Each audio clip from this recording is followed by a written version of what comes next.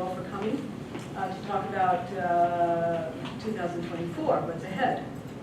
And this is a slide, I think, probably from the French Revolution days, in terms of, either we're going to drink the whole bottle or we're going to drink a toast.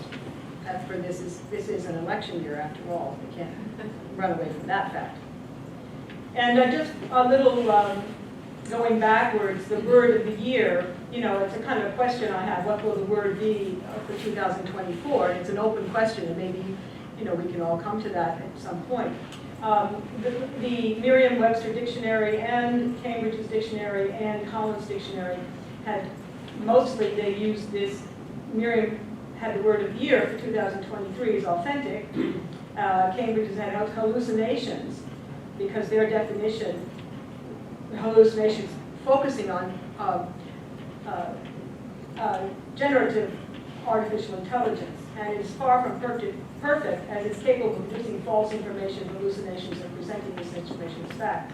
And artificial intelligence is one of the themes of the year. Obviously, as we know, it came in last year, and it's this theme of Aquarius, and we're going to be in a big year for Aquarius.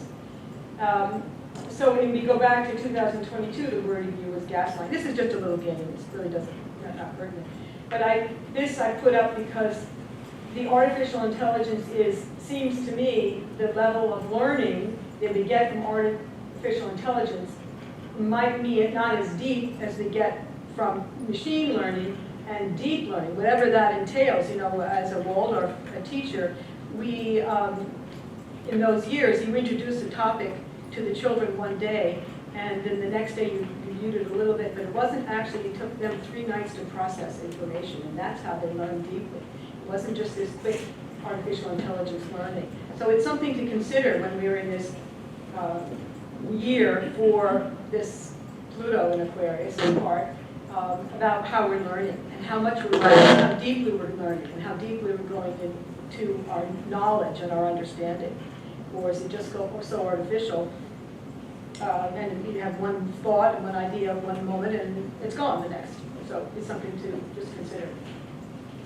And as this is January, this is Janus. He's the Roman god of doorways and entrances. January is named for Janus, and he's the guardian of the thresholds. And so in January, we generally all have a tendency to look back on the past year and look ahead. Perhaps we make resolutions for the new year. But it's nice to remember as the January is kind of a doorway and a passage point. That's, it's no big learning there. It's just interesting understanding of how our calendars been around that long since the time of the moments. So I'm going to go through the months, month by month, and I'm going to take out some of the big themes of the month and do a little bit extra slides on that. So, and some of it we'll kind of pursue quickly, but I do it this way so that people born in January, anybody here born in January? Okay, so you can take this, take a screenshot of this slide and have interesting dates for you to watch in January. That's how I see that. We'll go through the whole year, and so unless you were born some other planet, you're going to come up here.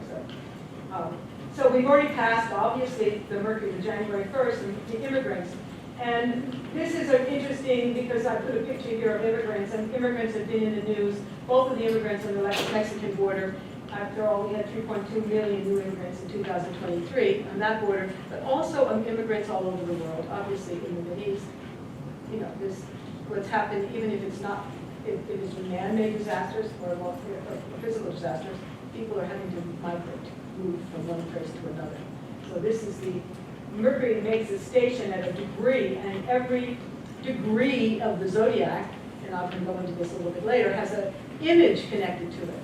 So we can see in the news that migrants, even in New York City, what's happening in New York City, and they're putting migrants in schools, in hospitals, putting them down on the ground because there's no place for them to go. So it is an issue that we, as a nation, we have to really take it on board, and that's the solution, because people are suffering.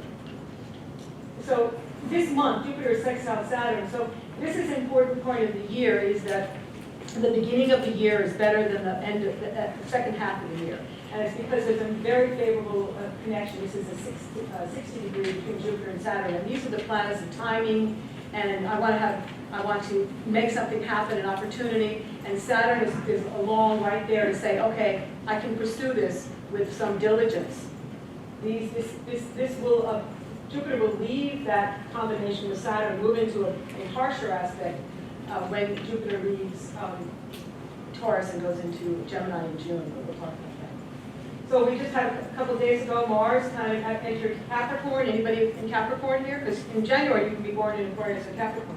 So for this next, I think it stays until mid-February, Mars in Capricorn, you should be energized Capricorns. You should be initiating something. It's a very ambitious sign. Capricorn is the sign of the goat, that the goat is climbing the mountain. I have to get up to another place. And so when Mars enters Capricorn, only enters there every 2 years. So it's an important month or time period, which is until mid-February, that you're going to maybe make progress, have courage. Now, Mars is your courage. It's a mission. I've got a mission to do. There should be that aspect. We all have Capricorn someplace. We all have Aquarius someplace. It's affecting a certain area of your life. Your sun is in one sign, but the planets are all, they're all in relation to the sun. So there's a new moon tomorrow, 11th, I believe, 20 Capricorn. And this is going to bring up one of the themes of the year because of the 20 degrees of Capricorn. So new moons are new beginnings.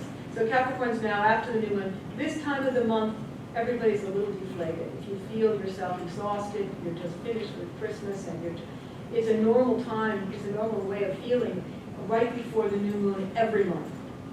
Don't give yourself a hard time, just accept, okay. Because when the moon and sun come together at the new moon, the moon they marry, there's a new image, there's a new mission set out, going to start there, and there's a beginning. So this time of the year is this time of the month, every couple of days, 3 or 4 days before the new moon is a kind of a debilitating sense, and you should be inwardly looking instead of outwardly looking. And the reason why this is an interesting new moons last from month to month. We get a new moon every month. This is Capricorn. And it squares the Sibley Chiron. This is one of the themes of the year. In the natal chart of the United States, Chiron, which is the moon of the year we're going to talk about here, is at 20 degrees of Aries. And this new moon will affect that. There'll be some that we will see starting tomorrow in this month-long period that's a theme for the year about the United States. There are innate woundings, and if you have, I don't know your individual charts, so I put it in context with the United States' chart, which we have a time for. But it's an important understanding. We'll talk about Chiron, what Chiron means, and it returns to its, and it's going to return this year to the degree it was when, in July 4th, 1776. So it's going to be a review, just like you have a birthday every year and your sun returns to the natal position it was. Well, all the planets return. Venus returns, Mars returns in different time frames. Okay? Hopefully I'm not losing you. Raise your hand if I'm totally, So that's going to be the theme of the year. And we're going to see it. It's coming up. So Mercury enters Capricorn, because Mercury's been retrograde, direct. The Sun enters Aquarius on the same day, pretty much the same day that Pluto enters Aquarius. This is another theme of the year we're going to see, and this is going to be a very pronounced entry point. Planets changing sign is very important. Stuff happens when planets change signs. We have Mercury is in Sag up here, and then he's going to go to Capricorn, and then the Sun is going to be in Aquarius, Pluto, Aquarius. Venus enters Capricorn on the 23rd, and there's a full moon on the 25th in Leo. So we're going to talk about this, what this means for the United States chart, and anybody who happened to be born with planetary asteroid or with planetary Chiron, physical body, it's a planetary body at 20 degrees of Aries. Elon Musk. If people at 50, if you're anybody here at 50 years old this year, because Chiron is a very clear orbit around the sun, that's 50 years. We all go through at age 50 some maturation process. where we have to deal with wounds, perhaps things that we have to engage in order to uncover and heal. Chiron is a very big symbol. And it's important also, what makes January important is that all planets are moving forward from the 27th to April 2nd. This is one of the other reasons that it's important to get ahead of the year at the beginning of the year, January, February, March. There's an eclipse at the end of March, which eclipses start traveling in different directions. This is just the chart of the new moon on January 11th. It looks like it's just about 7 o'clock in the morning in DC, same time period. You see the Pluto, the Sun, and the Moon in Capricorn. You see Mars just moved into Capricorn, so we have a buildup of planets in Capricorn. That intensifies the Capricorn energy for this year. You see these two planets, Jupiter and Uranus, they'll be moving together. In April, they're going to come together. You see these two Saturn in Pisces and then in Pisces, 2025. These two planets are going to be coming together. So we're in certain ways, we're at the end of a lot of cycles, but and also at the beginning of others. It's kind of a transitional year. So Chiron, we want to, this is, Chiron is a planetary body that was discovered in 1977, whose orbit is around between Saturn and Uranus.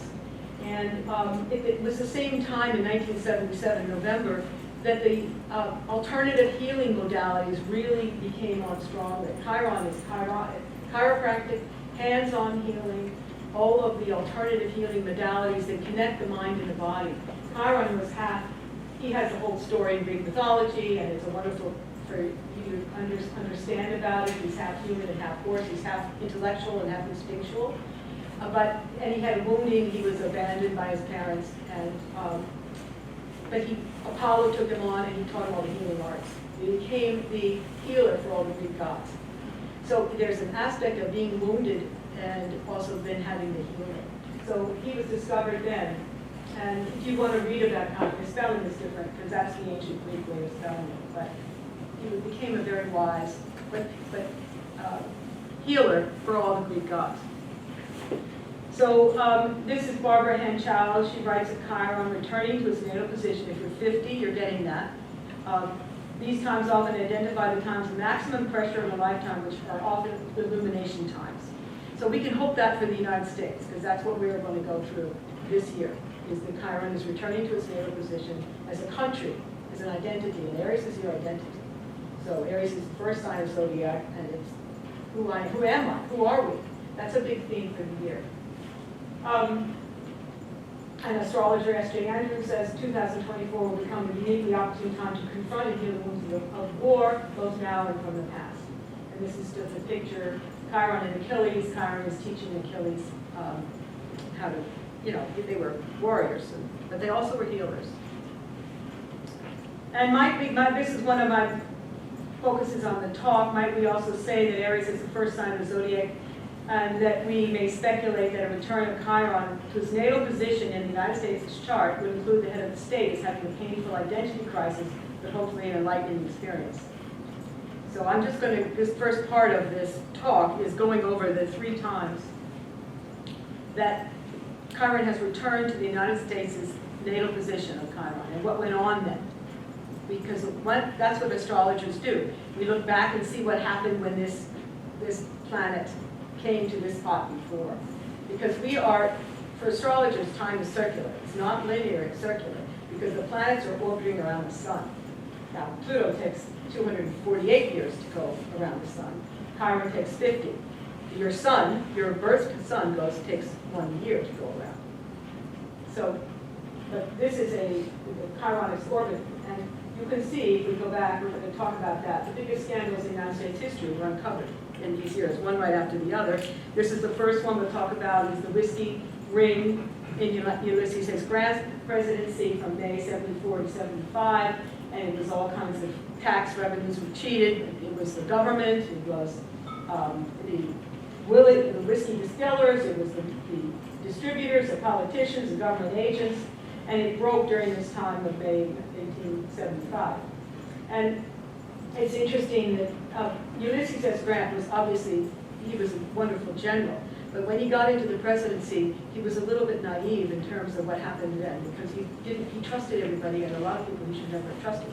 So his own personal secretary was indicted in this whiskey ring problem, and he, Grant, because he trusted his secretary so much, he testified against his own Department of Justice, which is unheard of, that the sitting president would testify against his own Department of Justice because he didn't want to see his secretary indicted.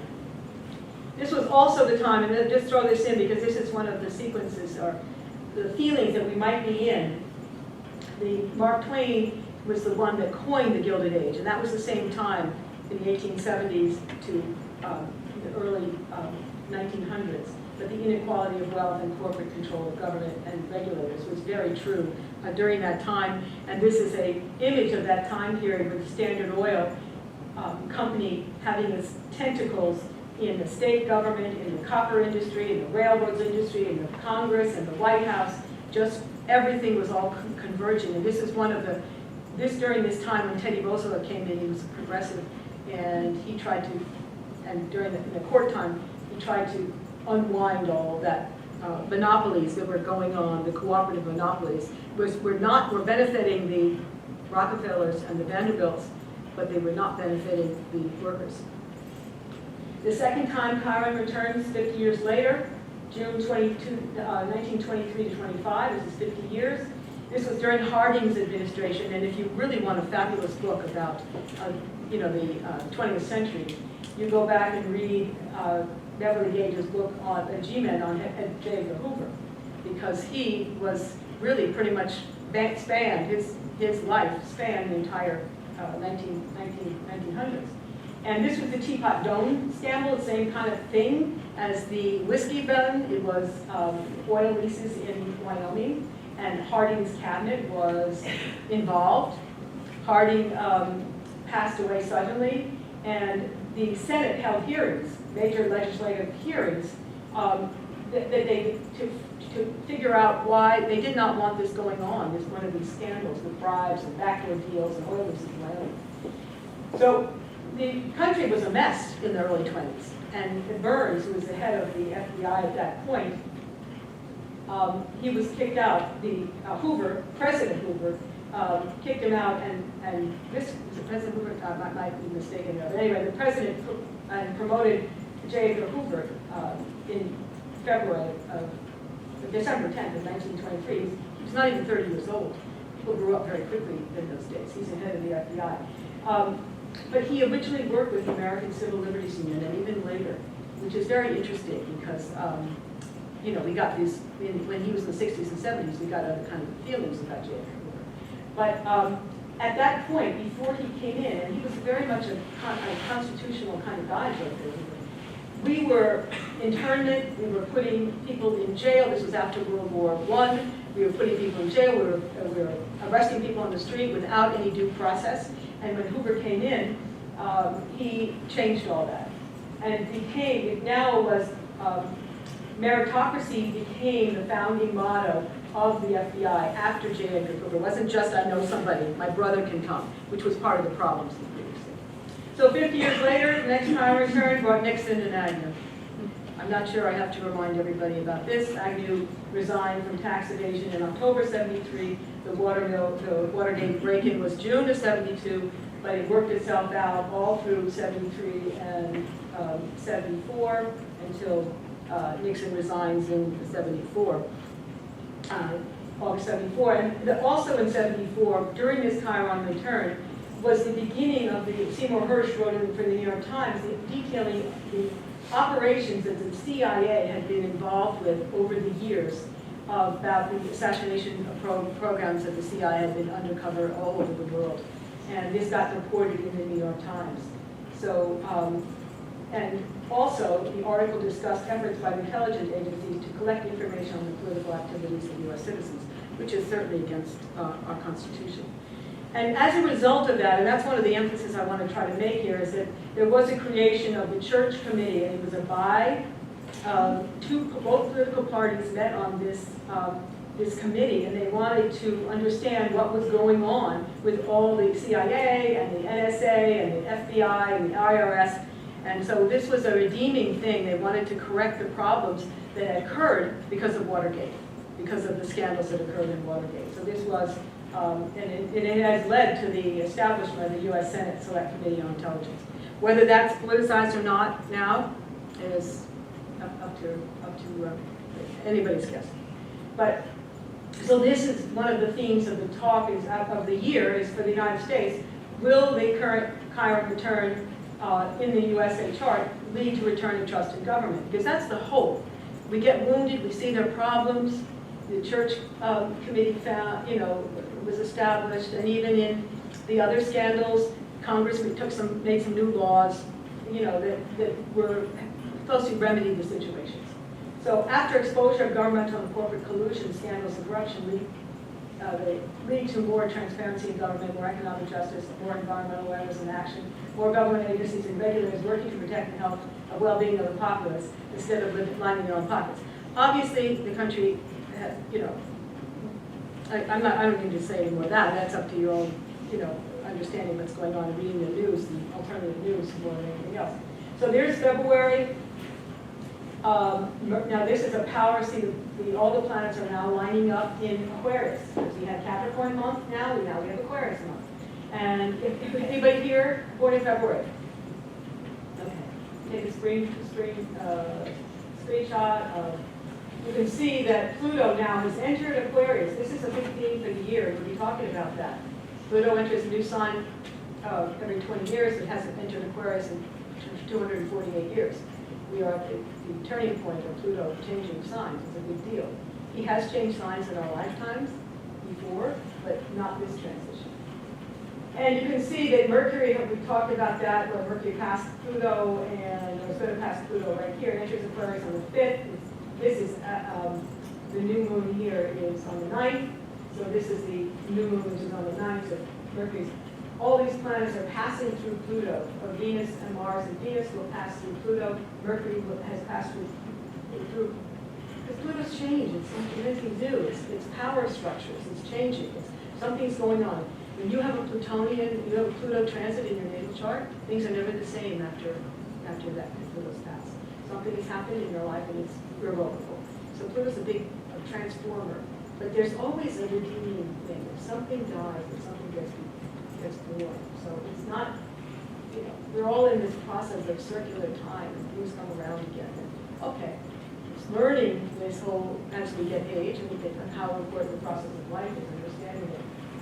So there's a new moon on the 9th. This is a picture of the new moon on the 9th in Aquarius. It is square to Uranus, so there'll be Uranus is up there. There might be some interesting events that occur. The presidential primaries are on February 3rd to 27th. I think the Iowa is in January, but there's a lot happening here. The new moon on the 9th, and it follows where there's Mars-Pluto. See, Mars goes up here and conjoins Pluto. That's a big deal. Any planets coming together like that is a new beginning. Like the sun and moon coming together, it's a new start.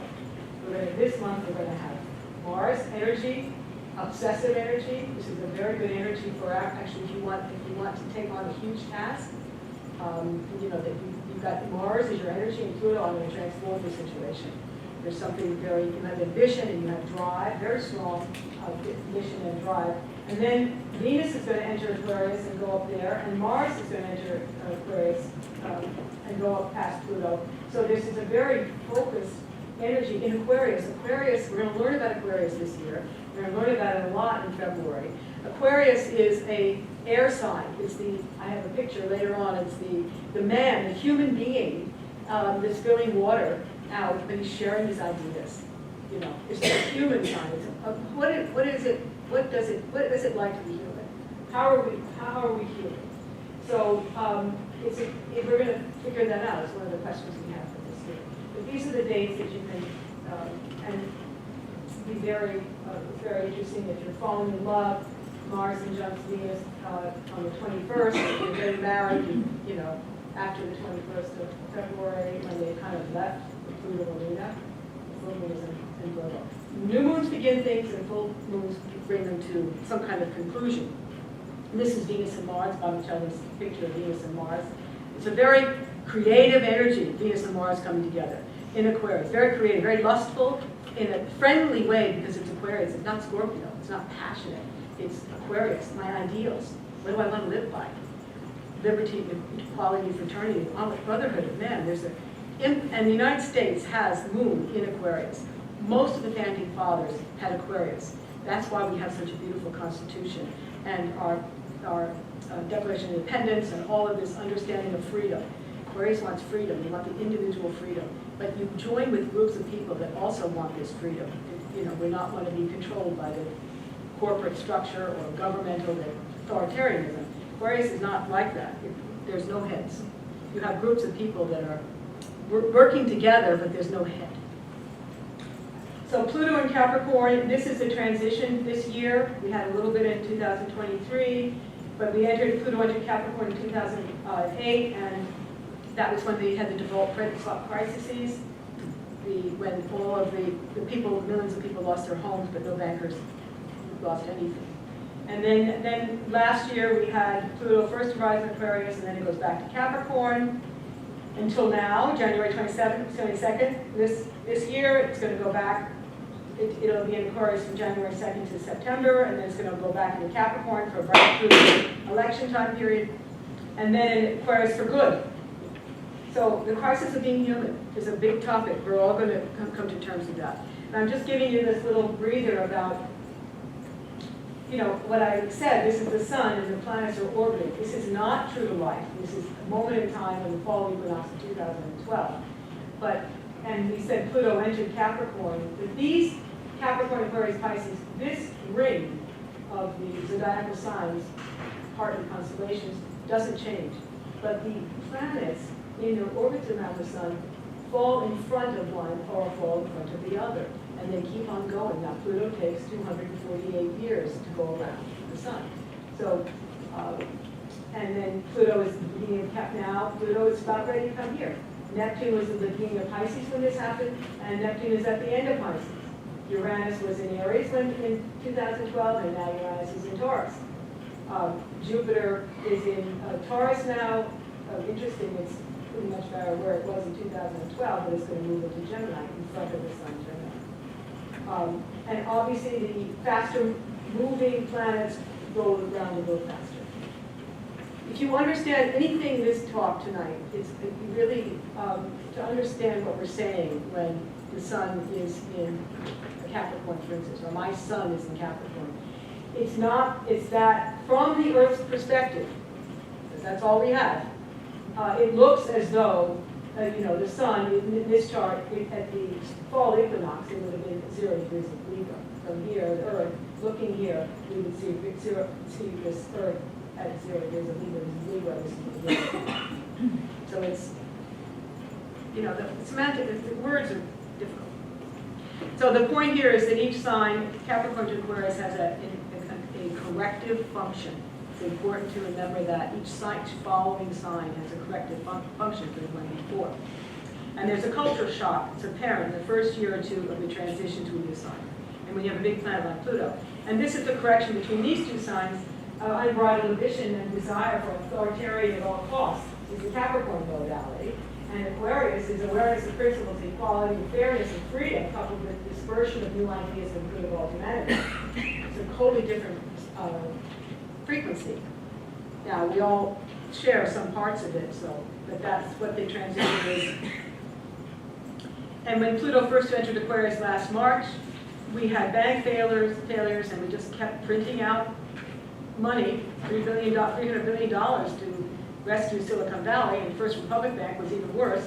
We had artificial intelligence. Brazil and China agreed to trade in our own currencies, and the spaceship explodes. This is a picture behind the screen. I mean, it looks good. Uncle Sam here, but it looks, behind the scene, it looks a little bit more dysfunctional if you really pull back the curtain. These are cartoons from that time period when Pluto first went to Aquarius. If everyone is back in the office, why is productivity going down? Something's going on. We don't want the corporate structure anymore. We want more freedom. And you can see lots of people haven't, after the COVID, a lot of people haven't gone back to work. They've got the freedom from the Aquarius, being at home, and what that brings. And there was also a piece about the ethics and the Supreme Court. So the last time Pluto entered Aquarius was 1777 to 1778.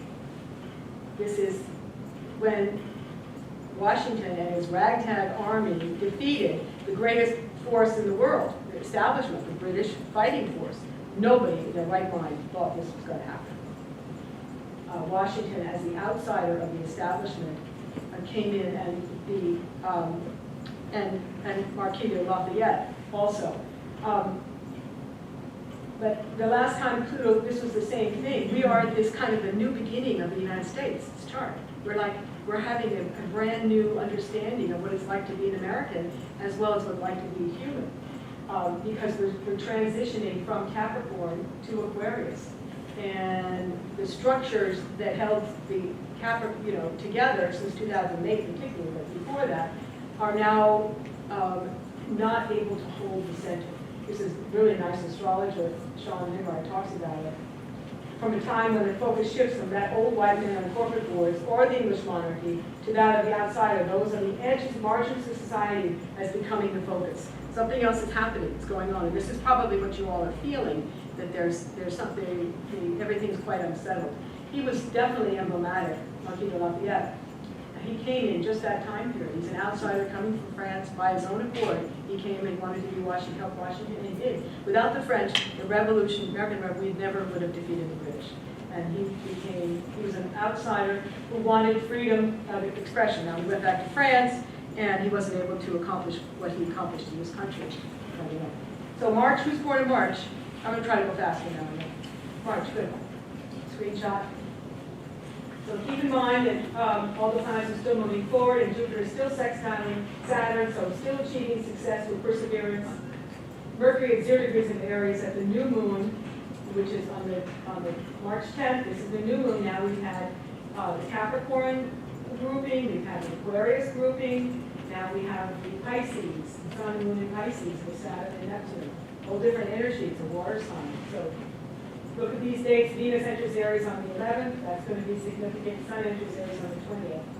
And Mars enters Venus on the 27th. There's a full moon, a lunar eclipse on the 25th at 5 degrees of Aries. This is the beginning eclipse season, and things always get a little bit unsettled during the eclipse season.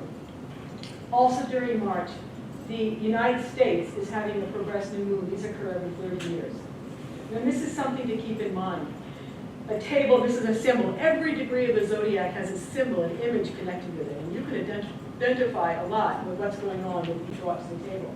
We're going to be looking for this after March for the next 30 years. That we have to, the issues have to be brought to the table, which is very Aquarian. They're ideas. We have to talk to each other. We have to learn to be human with each other instead of being on machines all the time. The last time this happened was October 14th, 94, and this was about a white dove bearing a message that brings hope and salvation. But this is important this would have been, we're finishing this in March, it will no longer be operative, but this staying with the assumption that things will never improve. And that's something that we have to, that mindset we have to let go of with Pluto moving to Aquarius. So, because we are getting the message, whether we're actually listening to the message or not is up to us, but we have been getting the message. So, of white dove of peace, what we're doing with it is up to our own selves. April's a big month, a really big month. Anybody born in April now?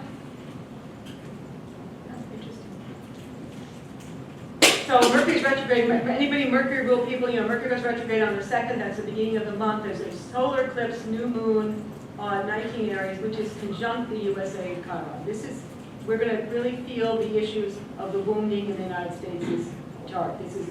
I told you there's 3 times it's happened before. Well, it's going to happen, this is one of the exact times it happens at this new moon, which is the wounding to the head. In those other examples, the president was very much involved in those scandals. I hate to say it, but that's what happened in history. The cabinet was involved, the president was involved, the government was involved in the last time that the Chiron, 3 last times, the Chiron's returned. So we can expect to see something this year. This is a very significant Mars-Saturn conjunction on April 10th, and the Mercury, this is also conjunct Chiron. There's a lot of wounding. Us coming to terms with the things that we have done that we're not living up to our own ideals as this nation is. And this is an identity crisis. There's also a beautiful Jupiter-Uranus conjunction at 22. Who's Taurus? Talk about the Tauruses here? No, beautiful Jupiter. This is a magnificent conjunction here in Taurus. That only happens once every 12 years.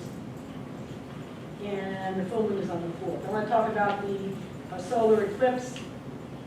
Mercury finally goes direct on the 25th, and then there's another conjunction. Conjunctions are beginnings, and we all have Pisces someplace. These are the two total solar eclipses. This was August 17 when we were,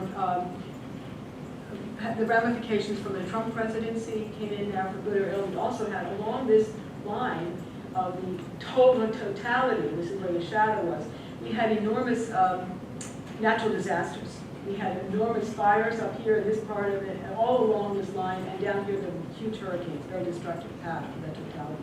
This one is April 8th. It goes a different direction, comes up from Mexico and down, but it affects a lot of people because it's in the eastern seaboard, and so the totality. They say if you want to have an experience, you find the cities that we're going to be able to see the totality, which would be along this path. And it's going to be a lot of people. It's also a very long eclipse. It lasts for 4 minutes. It not always happens that way, that eclipses last 4 minutes. That's just something what God has presented in our universe.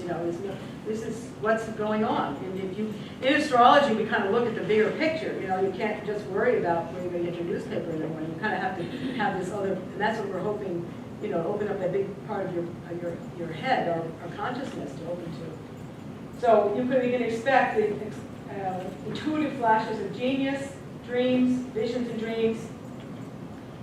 And perhaps this means that you awaken to the need to provide love, reassurance, and nourishment to someone or others who need it selflessly. Kind of like feeding the birds in winter. This is what this eclipse should open up for all of us, because this is the symbol that the eclipse is on, feeding the birds in winter. There's nothing you're going to get out from that. You might be able to see them when they're actually eating. But this is something we're doing as human beings for each other. And this is what one of the impetuses for 2024 really is. How we relate to one another, being human, caring for and nourishing, even if it's a stray cat or two. So it's interesting that both of the April and October eclipses are accompanied by comets, which is unusual in 2024. The Israeli-Hamas debacle happened at the last eclipse in October, so we can expect that either the April eclipse or this October eclipse this year is going to bring some kind of events around that time. Comets can bring changes in kingdoms, good events about to happen, or important births, or shake earth affairs. So it's also kind of other things too. But the fact is that this comet is passing by the Jupiter and Uranus conjunction. I have a picture here. Here says Jupiter and Uranus. We're about ready to talk about that. Uranus you can't see in the sky, but Jupiter you can. But the eclipse, the comet is going to come right by these two, which awakens this whole sense of the possibilities for human beings, the awakening, the awake to something that you haven't felt before. And this would be the promise of the April eclipse time period. And this is a picture of a total solar eclipse, which is what we're going to be experiencing in April. There's a big lineup. Anybody born around the 14th of April? April's a hot month. You're going to see a lot of, and it's a matter to us of, okay, going with the flow, and as I say, and responding in a positive way, not in a fearful way. Not in an isolation way, not in a fearful way. But this will affect something in our homeland. It's because it's occurring in the United States' home, family, foundation. This is about this interesting Jupiter-Uranus conjunction, April 20th, and it's very much like May 7th. All of the same conjunction, same degree, but all of the new technology that we expect this time went into the war effort. But inventions and awakenings and affirming values. This is what we're going to expect. Jupiter is an expansion and Uranus is sudden reforms. So your Taurus is material comforts. In astrology, you have to put all these things together. And it's really up to your imagination and mine of what it's going to appear and where it appears in your chart. Because we all have Taurus, some department of life in our charts. So it's interesting here that Google is applying artificial intelligence to discover 800 variable new materials for better barriers. And so that's the kind of thing, these inventions we're going to expect to see after this conjunction occurs. And these scientific advancements, because Uranus is the technology, it's scientific advancements, Jupiter's expansion. We went on the moon in 1969, men on the moon, and that was when the Jupiter-Uranus conjunction. So we expect to see something also in regards to that. There is this group, United Launch Alliance, which is going to the moon. It's supposed to have happened Monday, but I never heard of actually launch, but they're going back to the moon. 69, there was a Jupiter, it's a little ahead of time, but it's still in the orb of reality for what we're expecting. Sometimes, especially with eclipses, things can happen, the events happen before the planetary aspect. Lightning bolt, appreciate creature comforts. Some of these lab-grown meats, the breakthrough, are we really going to do that? Italy has banned lab-grown meat. Come on now. Okay, we can go in some direction. Cryptocurrencies are going to be, something's going to happen with that because Taurus rules money. And the last time this happened too was the FDR made his famous 4 freedom speech. And this is a Taurus is our values. What do we mean by freedom of speech, freedom of worship, freedom from want, freedom from fear? This is in May of 1941. This is, you know, his understanding of Taurus is our values. We're all going to wake up to the values we want to live by. And the understanding that if you make a decision, oh, I really want this, but I'm going to do this for this other reason or this other person, that you're not being true to yourself. And that's your, you can call it psychology, you know, codependency or something, but I need to be myself, my affirming my own values, my own identity, doing what I need to do, and, you know, so assuming it's not hurting anybody else, of course. This is from NASA, it's a real photo. And when the moon gets this close to the Earth, which there are 4 times, and 1 time in April that it is going to get, one of the times in 2024 gets close to the Earth, you can, it's a beautiful image of the United States is what we're going through and the awakening. May, anybody born in May? Okay, take a screenshot. Mars enters Aries, the 1st of May, wow. Mars, out of Pisces into Aries. There we go. I got my charger. Aries is the first sign of zodiac. I got my mission.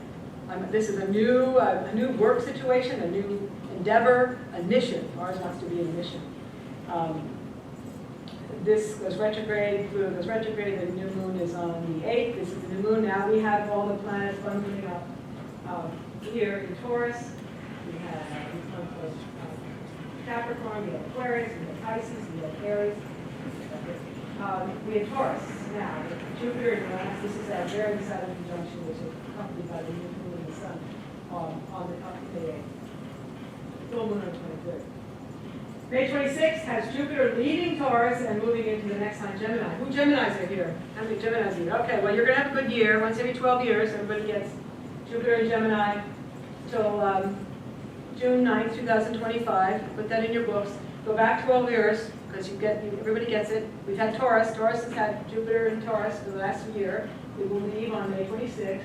So there's a powerful force for communications, ethical considerations, innovation, ideas, learning, language, talk about something, you know, take a language course, learn something new. Jupiter and Gemini, there'll be a lot of talking, ideas. Air signs are very strong, air signs. Talking to each other. It's going to be very important in the year to come. Here's June. Anybody born in June? Okay, this is your dates in June. June 1st, beautiful Sun-Venus conjunction at 11 degrees. A new cycle of your desires. Fulfilling your desires begins there. And this is June 2nd, is Jupiter, which has just moved into Gemini here, and it trines that Pluto, which is over here. And this is a very powerful force for beginning something, a very successful beginning something, Jupiter. Powerful growth and expansion of communication. Also that first week of June. There's a new moon on the 6th in Gemini, and it squares Saturn, which is a little depressing. So, but it's going to force the Geminis to be a little bit more disciplined. Saturn is squaring that And Saturn wants discipline, and Gemini wants to float from one butterfly, butterfly bush to the next. Mars enters Taurus and squares Pluto. This is a difficult day. That it's about 3 or 4 full that week. We would say full moon is on the 22nd, and then Saturn goes backwards for a time. And July, go through these quickly. Who's July? Any July births? Okay. So to second, Neptune is retrograde, and this is the closest to conjunction. Reality versus illusion.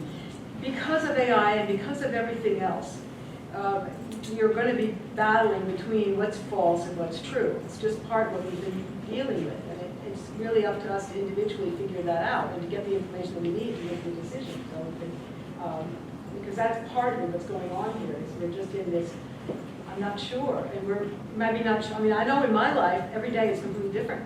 I've got no rhythm to the day. It's just like everything that's spontaneous things just happen. And, I mean, it's exciting. I'm Gemini rising. It's fun for me, but I'm exhausted. Anyway,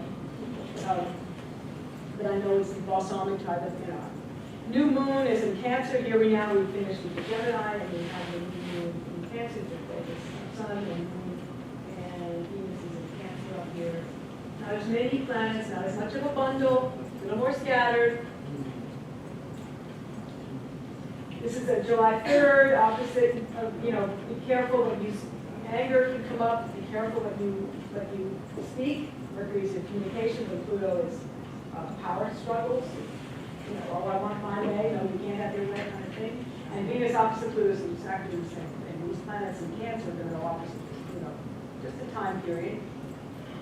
This is an interesting conjunction, and the unexpected separations. This is a difficult fixed star, and revolutionary off with your head. Be careful, careful of accidents around July 17th. Use it positively always. Mars enters Gemini here. There's the full moon on the 29th, and Chiron station is retrograde there. I mean, some of these I know you don't understand. I get that. I'm sorry. I don't know how to do it in order to make it pertinent to you, other than giving you dates that you might look for in your month. Because I can't, I'm giving, and the themes are the general themes of the year, but if you just take some of these dates down and watch what happens, that's how you run astrology. You make a note, have a little diary, and that's a very good thing to do, a journal. With Jupiter in Gemini, you have a little journal, and you write things down, what happened on this day, diary. It makes you reflective, and then I have a whole shelf of diaries. So it was very much, but I didn't have them. It's kind of interesting to go back and look, when I'm really old and really can't go around and floating around, and I look back, and I'm from 1960. I was in 6th grade. Oh, it's so embarrassing to read these things. It's just horrifying. But anyway, that's just a plug for Gemini, and get that journal out. Start, looking at these dates, and it'll really be helpful to you. Your lives, for all of our lives, are in a pattern. The moment you were born, you set up this pattern, and that is going to go forward. And you're meeting what you should. We're all meeting what we are destined to meet. There's no escaping it.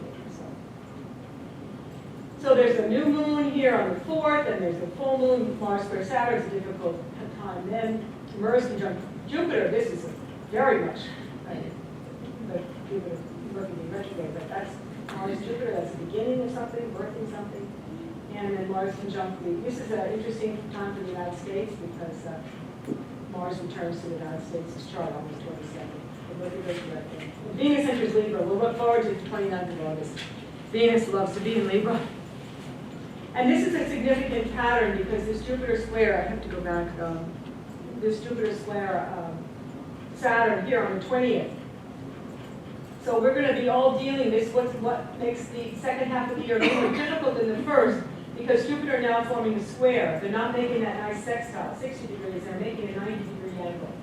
And if we say here, Jupiter here, see Jupiter's in Gemini, you see it's conjunct to Mars, that's an initiating beginning, but then it also squares that Saturn in Pisces, which is over here. So there's a little bit of Saturn wants to make some discipline, there's a little bit of but growth versus consolidation, a little struggle there. And this is what when Jupiter and Saturn had their conjunction in December of 2020, this is the Sun and Jupiter's orbit and Saturn's orbit, that's close to kind of what you get. But at 0 degrees of Aquarius. So faith versus fear, structure your spiritual life, growth moves are tethered to slow down energy, communicate, and imaginative. J.K. Rowling had this square, the same square that we're going to be experiencing this year. And she was really made $1 billion from her fantasy life, making it real on a piece of paper. And that's another really good clue for this year, is if you have some kind of vision that you have been toying with or what you want to do or an ideal, it's really important this year to really get the nuts and bolts going. Because that's what she did. This whole fantasy world, which is Pisces, has made her, writing it down, has made her exceedingly wealthy. So this is the square, the conjunction here, and now this open square, they're in this 90-degree angle, and it's a little bit of a crisis point. We all have this every over time. There's September. Anybody born in September? Okay. Let's skip over that. Well, I want to talk about this one thing, and because we have these planets, this planet Pluto in Capricorn at the end there, Capricorn, and Uranus in Taurus. And when these two planets were in conjunction, they were together, it was in the 60s. And at this point, they're getting in the beginning to this very close trine. So we are going to see, like the late 60s, when we had this tech stuff, personal computers, mouse, emails, we're going to see a revival of, it's not perfected, so we have hints of the 60s coming back. We're going to have hints. When they do actually perfect their trine in 2025, we're going to see more of the promise of the 60s. Now, if you lived through the 60s, you know how progressive they were. All of those legislations, the civil rights, the women's rights, the till, all of that came forward. Real progressive energy came. It's not going to be exactly the same, but there'll be hints of that. And the square was when they were sextile, the internet began, these two planets. And now the square is in 2010, so and we had that with the Arab Spring. All the arisings, the freedom movements that arose 2010, remember that? We had the Arab Spring, we had Europe, then we had the Wall Street in the fall of 2010. There was real arising of people, of mass movements of people getting upset with the status quo. And that's what you find with, just like the 60s, when these two planets were conjunct. That's what happened in the Vietnam War, and we eventually awoken up Walter Cronkite to the fact that, yes, we were being lied to, and in fact, we were not winning that war. So, at this point in September, these two planets get the closest they get until they get, and you have Neptune in there too. So, when big planets, and we don't see, Neptune and Pluto and Uranus making connections, there's something going on behind the scenes. And then we have to, you meditate, you can get these images of what's going to happen in your own life when you meditate. You can get the sense of what's going on in the bigger picture. It'll help you, really. There's a lunar eclipse at the end of September. And the end of September, we have, I think there's one of the debates is on then. I think there's another eclipse on October 2nd. Solar eclipse, this is about the second debate, I think. This time period, October, full moon, Aries, conjunct Chiron, square Mars and Pluto. These are big power places end of October before the election. This is Pluto opposite Mars.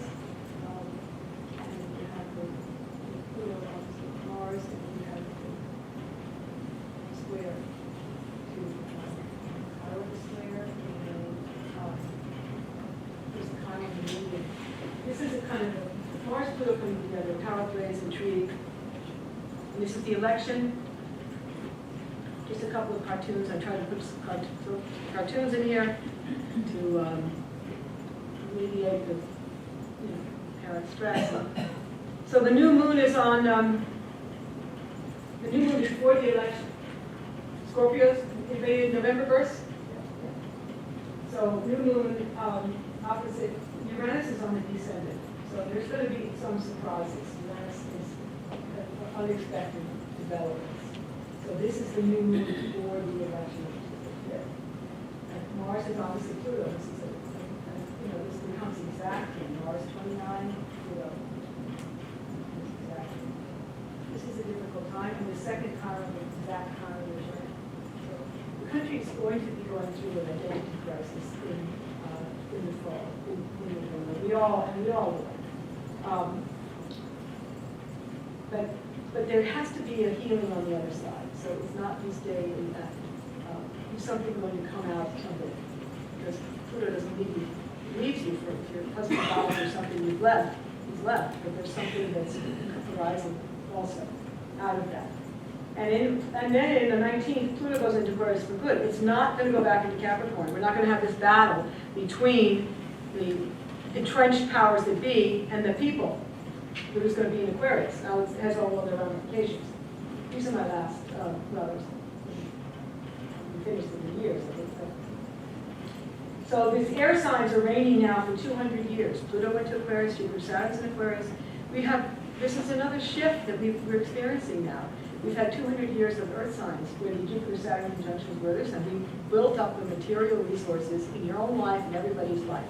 And now all of the conjunctions are going to be in air signs. It's about relationships. It's about talking to people. It's about your ideas. It's about what ideas am I talking about. That's the goal now. Ideas are the goal, not the goal that you carry in your bankroll. But this is an Aquarius, it's an air element. It allows us to be free and innovative in our thinking. And we're getting glimmers of that this month because, and in February particularly, because Aquarius there's a lot of planets in Aquarius in February. So whatever that means to you, whatever are the major events in your life in February, pick up, because that's going to be the major, because Pluto's going to enter that area of your life, and that's going to be the major process for the next 20 years when Pluto's in Aquarius. That's going to be where the major changes are going to come. This is the life in Aquarian. Thinking connects to the collective, image having a bunch of radio stations at the same time going on in your mind, feeling the world in all the ways and picking up on the collective mood. Aquarius is collective, what's the group feeling? The connection plus the energy of innovation allows Aquarian energy find creative solutions to global problems. There's no limit to the mind can go with Aquarian energy, and its idealism is infectious. This is a very positive, image of what the potential for an Aquarius. Oh, here's December. We forgot this, but new moon opposite the nice in Uranus. And the problem here is that Mars on December 6th. Who has anybody December births? Mars goes retrograde in Leo on December 6th. So that's what, it's going to be very bright in the sky all night. So, it's too far away really, but this is,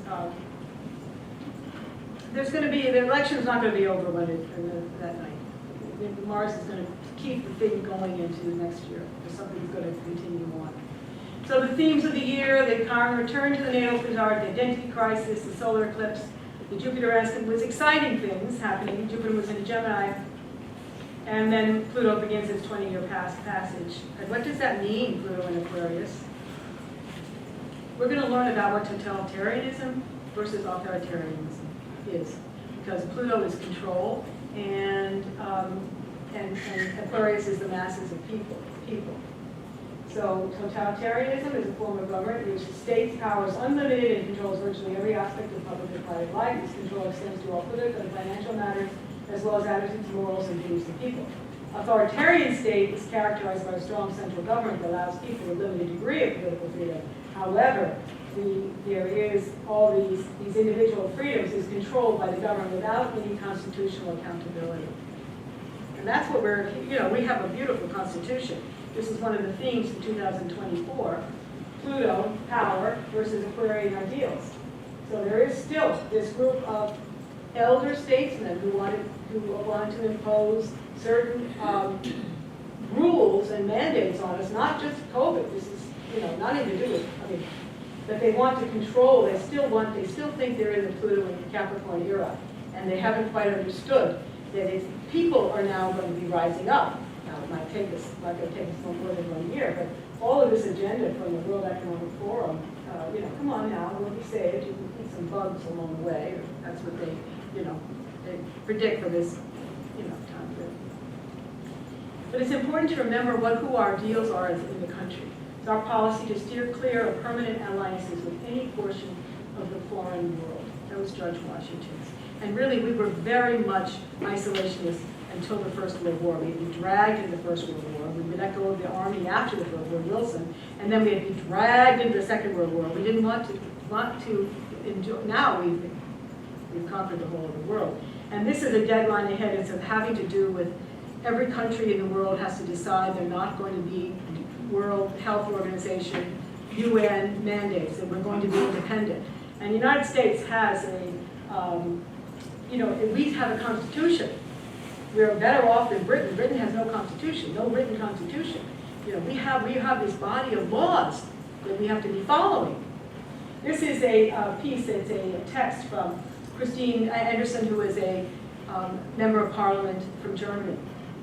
And she has a really good hold on what's happening in Europe, what's happening every place. From Australia to Europe, Canada, and the US, to Brazil, South Africa, New Zealand, all over the world, citizens and whole peoples understand how their freedom, their fundamental rights, and their self-determination are being taken away from them by immediate and puppet governments. Former freedoms and rights that are now to be transferred to the supranational bodies such as WHO, the UN, WEF, according to the will of a globalist and a fake elite. These people were never elected. They're not Democrats.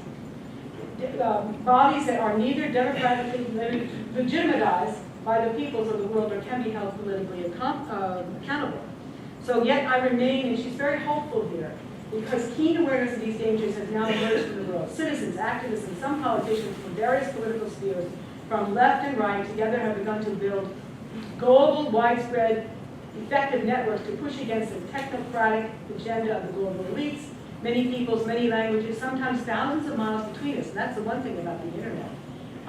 Single language, one single common goal are what brought us together so closely. We now speak just one single language. It's the language of freedom and self-determination. We have to take on ourselves. This is Aries. This is who we are. We have to determine for ourselves what our life as a country and as individuals and in your villages in Southampton town.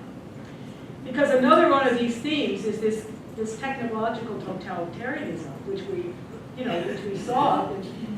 And there's a wonderful, if you go into this, Dr. Matthias Desnesmith, he's a Belgian political psychologist, he's written this book about what happens in totalitarianism. What happens to people? You think about the Nazis, what happened in Germany? Totalitarianism and technocracy, I'm kidding, speaking more.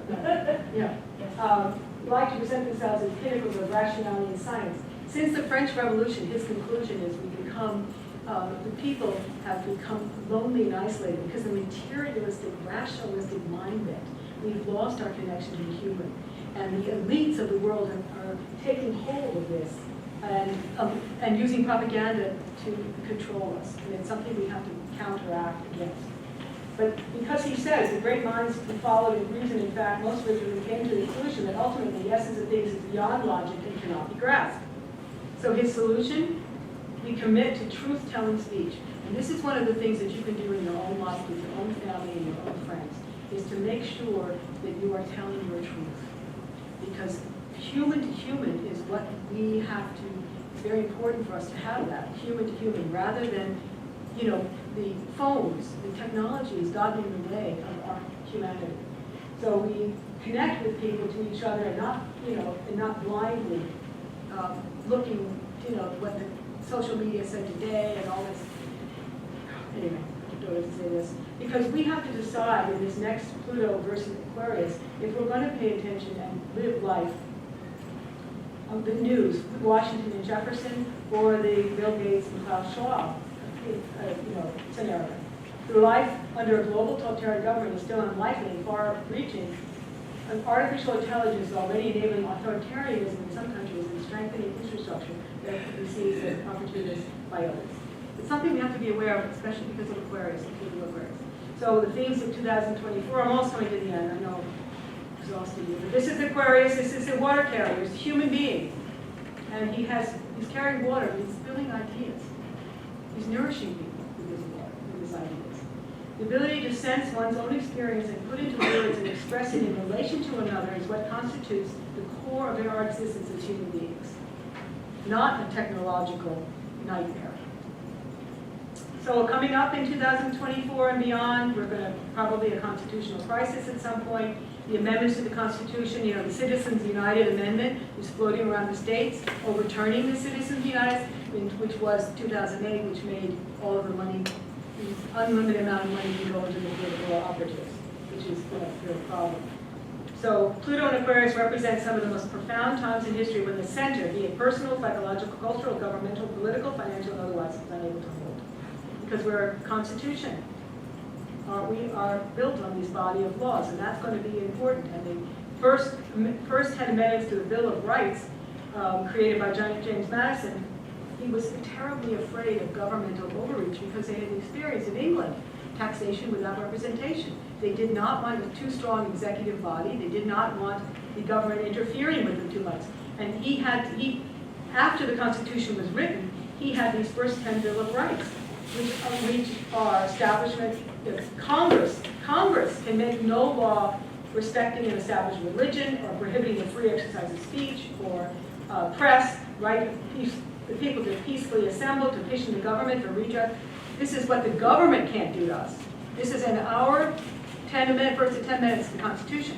It behooves everybody, you know, there's little pamphlets about the Constitution, to read the Constitution, because when Pluto's in Aquarius, because last time Pluto was in Aquarius, we wrote the Constitution.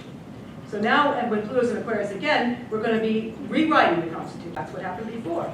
And here's James Madison, you know, he contained numerous restrictions. You know, the 14th, you know, this all gets very much, but the important point is it was about the government could not take these freedoms away from us. That's the important point too. And we have to make sure that that doesn't happen going forward. Myers was largely responsible for to guarantee freedom of the press, protect property from government seizure, and ensure jury trials. And we can see that this has been going on since July. This is from Jackie Tooker, that there's been quite a bit of censorship going on in these past couple of years. And there was actually a lawsuit, and it's been obviously appealed now, where that was actually approved, and when Elon Musk bought Twitter, all of these secret emails were coming out about the collusion between the federal government and the tech corporations and the pharmaceutical corporations, and there's a big, just like the octopus that happened in the early 20th century, we have been involved in this octopus type scenario where there's no individuality. We're all getting swallowed into the morass. But he's very sweet when he says, in the last 3 years, and probably maybe before, all mainstream social media platforms were spying for the government and curating what posts you see based on regime priorities. I certainly did not. Like most people, I trusted that the platforms were here to serve you and me, not keep state the real thing. And as I say, that was part of the ruling it's going to go forward into other. So this is Michael Luton wrote this in 2006, and he wrote this in the 20s. The words patriotic and treason will lose their meaning. In some cases, they become interchangeable. And then in the years 2023 to 5, the final stages of Pluto return and the Capricorn effect will reach climax. This is necessary, an inevitable step to the evolution of this country that will result in a reworking of the Constitution in the last half of the 2020s. So that's what we're going to have a contribution to make. And this is because of I'm coming to the end. I know I've exhausted you, but this is much of the fight over the relative power of ordinary Americans that corporations will play out in the courts. So the Supreme Court finally came up on November 13th with a rule of some ethics.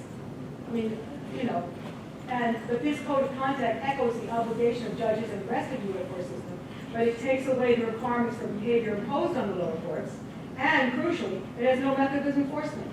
So there's still this need to take control, even in the Supreme Court. We can't really trust what they're doing either, and because most of these arguments are going to go there. So what ideals are we going to live by? And I think this is one of the positive things that's coming out, that the Federalist Society was formed in the early 80s. As you probably know, this was a mandate. If you read Jeffrey Tuber's book, The Nine, read about the Supreme Court, and it was decided because they didn't like all the progressive policies of the Supreme Court. Earlier than that, they had been decided that their mandate was to put conservative justices on the Supreme Court. Well, here we are in 2020, to the 20s, and it certainly happened. But there is a group of conservative lawyers that are really pissed off the Federalist Society, because the Federalist Society was constitutionally oriented. It's supposed to be, we pay attention to the Constitution, but it hasn't been doing that. And so they have initiated this new, they're considering this, they announced a new organization to replace the corrupted Federalist Society, called the Society for the Rule of Law Institute. And it will be based on the primacy of American democracy, the sanctity of the Constitution, and the rule of law, the independence of the courts, and the inviolability of elections, and mutual support of, the solemn responsibility of enforcing the laws of the United States. Aquarius was laws. Pluto's in Aquarius, we're going to have laws. Are we, just a question, are we in a new Gilded Age, like we were in the early part of the 1900s? That there's something on the outside, it looks all good? A lot of for stock market employees or, whole shareholders, it looks kind of good, but for a lot of people in this country, it's not so great. So this is Heather Cobb Richardson. If you read Letters to an American, she's has very good historical context for everything. Are we in a new Gilded Age? We had so many strikes, so many. Oh, you think about Hollywood and UAW and the Writers Guild and just one right after the other. That's the people rising up against authoritarian when they're not getting their fair share. And that's what Aquarius is all about. Because I think that now with this snake business, we had this in the early 1900s, but now it's the pharmaceutical companies that are taking control. They own all the advertising and all the major medias and the legacy media and all this, and they've taken control of, they've corrupted the old government and the laws, and regulators are now being paid by the companies, the corporations. So this is just about the very last, I think. So this is also from the French Revolution. It's an interview with Seymour Hersh with Thomas Frank. What's the matter with Kansas? What I mean is this: our great historical moments of progressive reform have been due to huge social movements that enlisted ordinary people by the millions, not just the professionals. I'm thinking of the farmers' movement in the 1890s, labor movement in the 1930s, and the civil rights movement and the anti-war movement in the 60s. Social movements succeed. They build and they change the ecological climate, and then when the crisis comes, they make possible things like the agrarian reform in the New Deal or the Civil Rights Act in the 60s. So because we're moving into this, now I'm not saying it's happening tomorrow, but you're becoming all here. You all have a part to play. You're coming to listen to this, and there's something that your fates or your angels or something has brought your instinct has brought you here.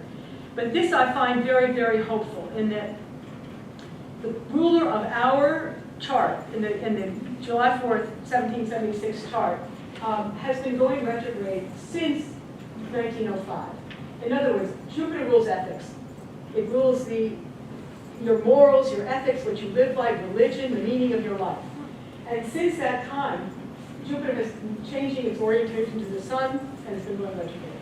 But July 23rd, 2025, it's going to finally go direct. I'm not saying overnight it's going to change, but there's some promise that maybe we will get, because if you look at these slides and what we've experienced this century, it's been nothing but scandal and corruption. And people, whiskey ring or the Teapot Dome scandal, everybody was after their own, lining their own pockets. It wasn't about what a statesman. When you think of Churchill, being a statesman, he didn't do things for his lining his own pocket. He did things because it was right for the country. So we're looking for this moral and ethical justice.